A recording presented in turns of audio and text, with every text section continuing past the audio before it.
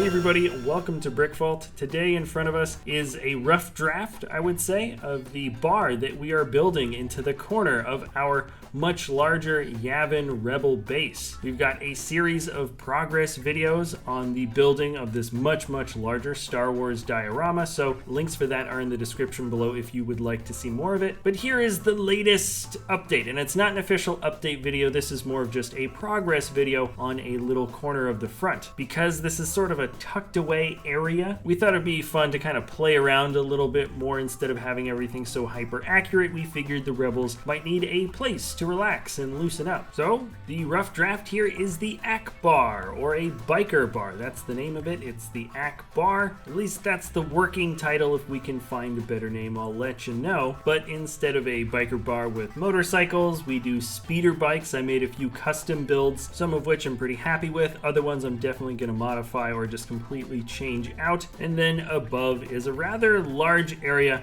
that houses the bar, the bartenders, and it soon will be full of patrons and of course have a roof and a backdrop with, you know, a bit of a wall and everything. But before I get into any more details, first let's document how we got here in the first place. That's right, we're gonna have time-lapse footage in this episode. For the first time in like a really long time, we haven't done any time-lapse building, but basically it started about a week ago, on and off, working here and there. First I measured the dimensions of the space that will house the bar, then I kind of just grabbed sets and started building random things. I wasn't sure if I wanted to build the platform and the bar itself first, or maybe plant and fixture features first. I really just didn't know, so I started building random things until eventually I settled on a speeder bike. Only I didn't realize until after I'd almost finished the thing that I was totally inspired. I think subconsciously I was building a version of Dash Rendar's red speeder bike. I had like a toy of it when I was a kid. I was like halfway through or almost done with this thing, and then I Googled it, and yeah, it actually does kind of look similar. It's not really the same thing. It's got like an intake, doesn't matter. So then when I had a little bit more time the next day, I got a lot more motorcycle pieces and I started grabbing random sets that we had in our back room for certain color continuity that I was looking for. And over the course of a couple more hours, I made 2 more bikes. Well, 3 sort of. 2 were completely original designs, while the third one is just a modified version of one of the speeders that we got from the solo sets. And you might see a lot of other random sets scattered about in this episode. I was taking parts from some of them and portions, small sub-assemblies from other ones, depending on sort of what I liked. And I'll be interested to hear in the comments below which areas you can recognize that are completely taken from some sets, while other ones are other ones are entirely custom built. It actually felt kind of fun at the end of the day, breaking down pieces of Star Wars sets and using chunks of them to put into the diorama. At the end of the day, the Rebels were using scraps from equipment kind of all over the universe, all over the galaxy. So in a weird kind of roundabout way, it actually made sense, at least to me, to use some of those builds from the actual Lego sets. Now here's just a closer look at the 4 speeders, the 4 custom ones that are going to be by the tarmac. I might make a couple more. I want to. It's certainly a lot of fun just doing free builds like this, which I haven't done in a super long time. You guys might recognize the sub-assembly that makes the back engine. And just in case anybody asks, no way am I making instructions for this. I used really weird, super rare pieces, and a lot of this stuff was held in with kind of an odd amount of tension, and there's definitely lots of illegal building techniques. It was just fun creating these shapes. This is the one that's modified from the set if you couldn't recognize it. In fact, I hardly changed any of it. I just like the snub shape of this speeder. And then this one I think I like the most just because it's got such a weird, unique design. I didn't have a second one of those longer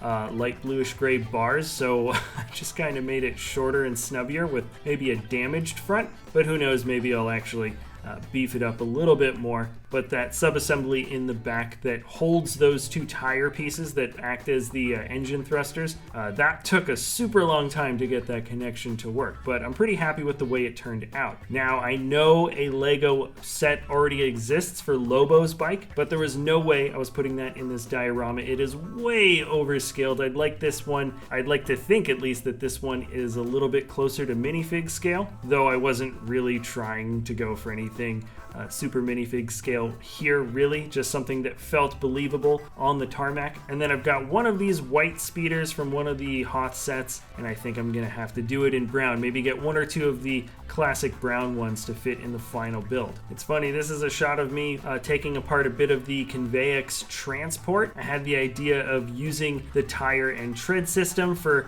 kind of the baseline shape of the bar. I thought that would be kind of a cool piece to have around the edge. I might still use the tread for the banister because I think that could be a cool looking shape, but at this moment I'm not actually using it anymore. The next thing that grabbed my mind the next day was building the letters, because until then we hadn't really thought of a working title. We had Rebel Scum as a possible title of the bar, and then Charlie just walked in the morning and said, "It's called Akbar, go with it." I was like, all right, yeah, that's actually not too bad. So I had fun building out the letters. I started by copying some of the build design from the Diner, the Creator Expert Diner set, and then just sort of played around with the certain shapes and pieces that I have. I'm not still totally happy with the way Ak looks, but then you'll see me playing around with a lot of those brown pieces. I wanted to get a stencil or maybe a two-dimensional profile of Akbar himself as part of like a signage or logo or something. It took me a long time to play around with the different brown pieces and make it look all smooth, but at the end of the day it just kind of looked like a poop pancake with an eyeball on top. Remember to eat your vegetables and your rice, everybody. Can't do any Lego building on an empty stomach now, can we? And then after playing around with Akbar, I did some more measurements for the actual platform dimensions and started working out a layout for the bar itself. Now we're looking at the actual signage though. This is Ak for Akbar. I looked it up. That's how you spell the first part of his name, and then bar. Bar looks better. I definitely like the signage for bar. The R is the exact same R that you would see in the Creator Diner set. And then this is what I got for his face.